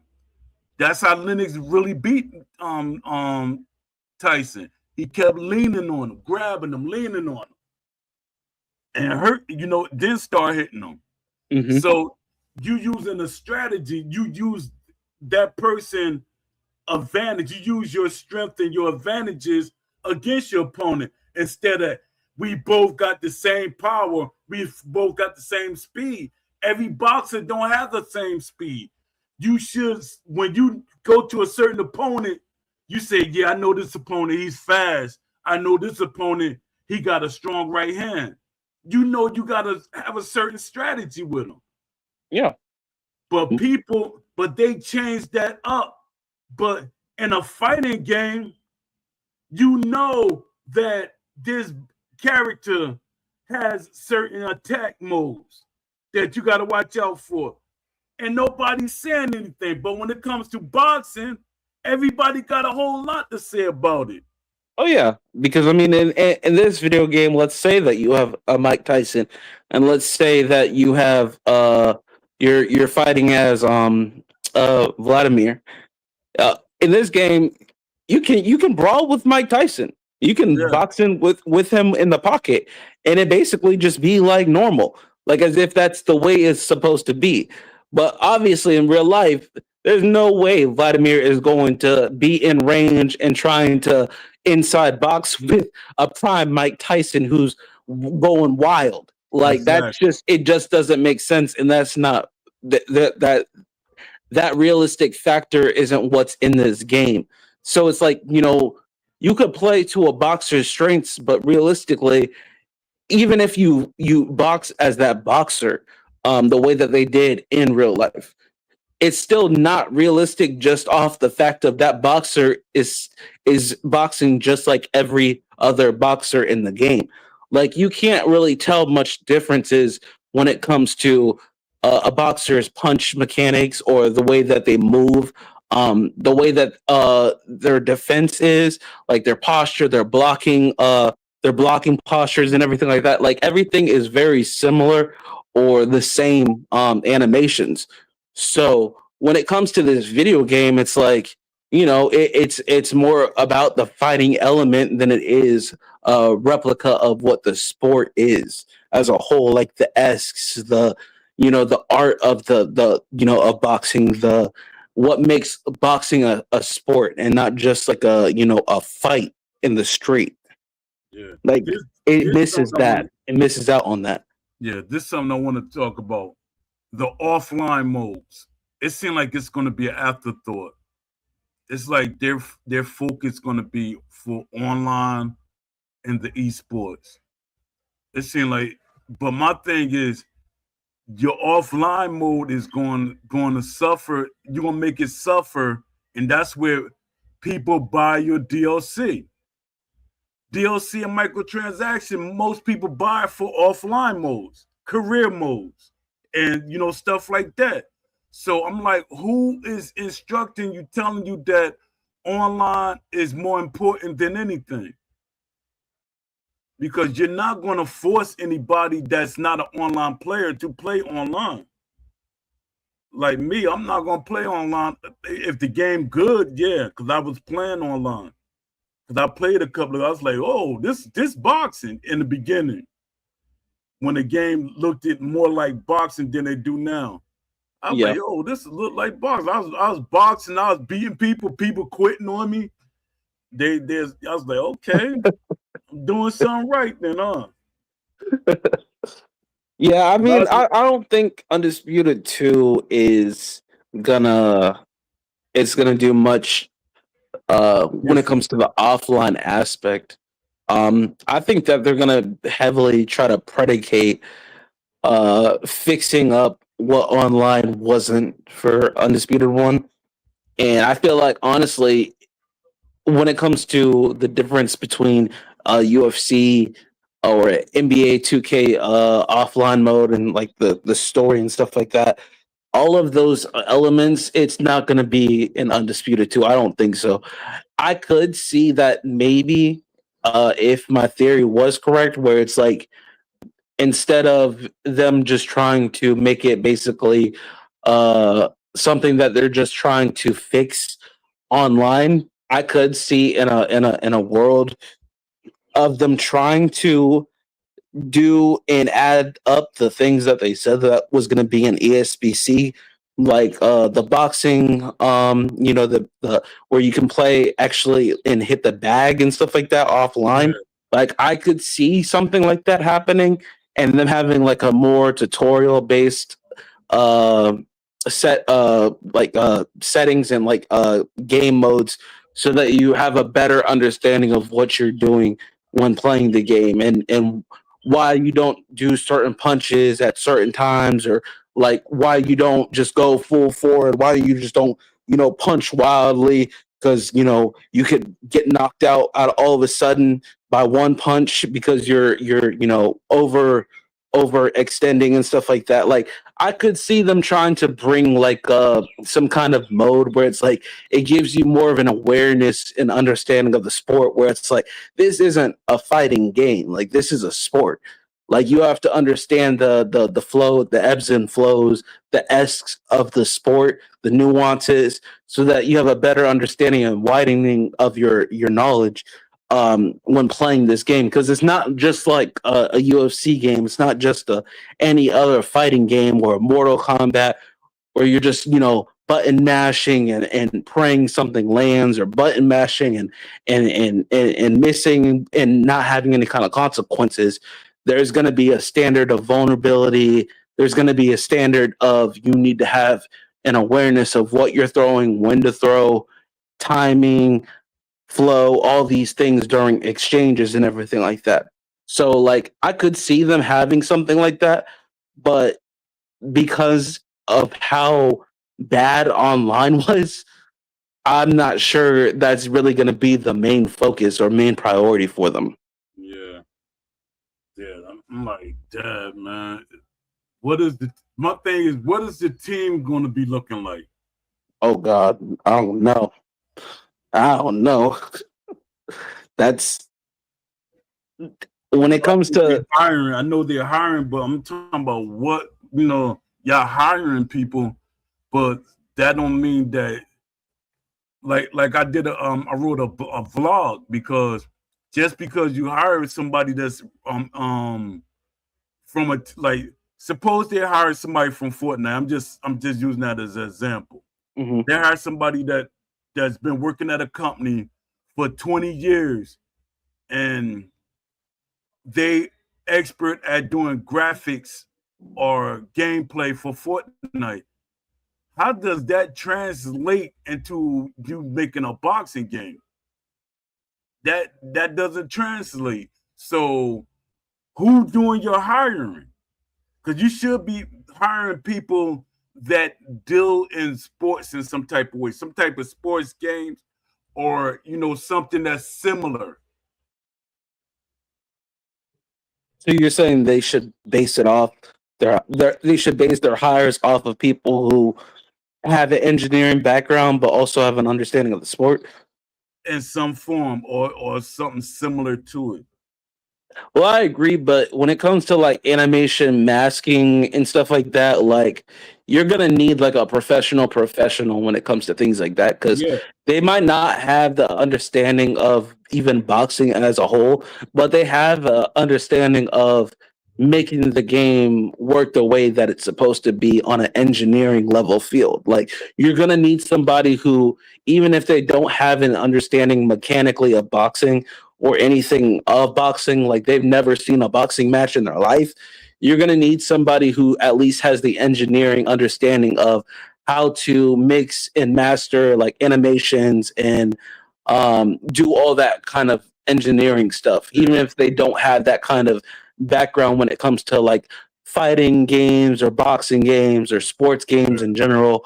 Like you're gonna need somebody who just at least has an understanding of engineering as a whole. Because I Yeah, feel like a lot of the hires, it's not even just of the fact of they don't have the right people.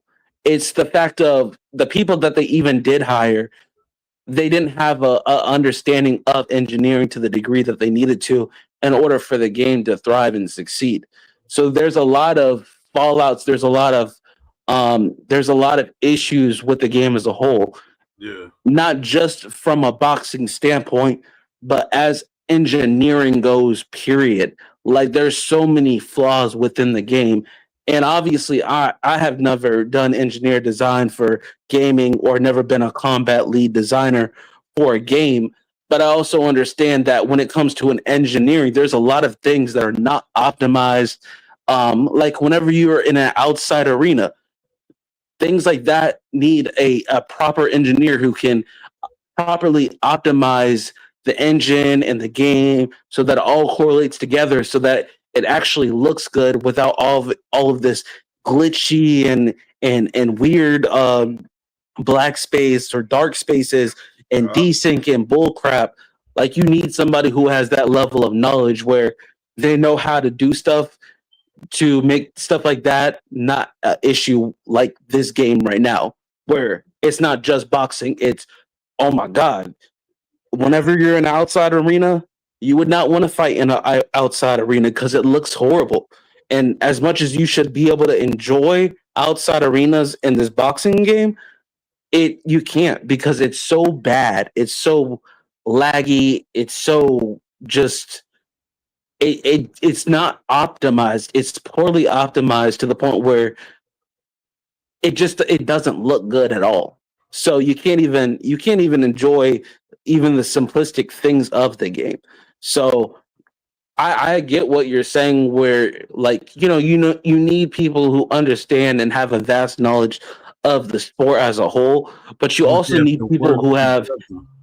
who have like a actual understanding of engineering Yeah, period. That's yeah, what we really need. yeah. They gotta work together with people that know at the sport and stuff. So they like basically they there monitoring. Say, hey, that could you make this adjustment and that adjustment? Stuff Exactly. like that. Yeah, Exactly. that's what they need to be doing. Yeah. Dad, we did 2 hours. Um, Dad, man, I'm glad you came through. I don't want to do no 3 hours, man. I don't want to do this. If it was up to Leafy or in there, y'all have me on here forever. Right? I do this show every day. I don't need to be this. I Nah, I already feel you be for saying sure. I be repeating myself. But I appreciate you, man. You got anything you want to say before I end the show? Nah, just again, thanks for having me on, and it was a great discussion as always. Yeah, appreciate Aaron in the house, y'all. I appreciate him coming through. Let me give my shout outs. I don't think I gave them out. Shout out to Boxing Lounge. Shout out to Box Eye View. Shout out to Shaolin Phrase 187. Shout out to Norton Block Solo. He trying to get me on this show, but I'm not. You should go on Norton's show, man. Oh, Oh I don't know man, about that. I I don't know can't, I about can't, that. can't do it right now, man. That's my guy. Got mad love for him, but not right now, man. I can't go back to back like that. But Right? shout out to the Wish List Mafia. Shout out to Papanosis. You know, shout out to everybody that support me. Shout out to the developers that watch these videos. I appreciate y'all. I just wish y'all come from out of the shadows and on the show. But until the next show, peace. Peace.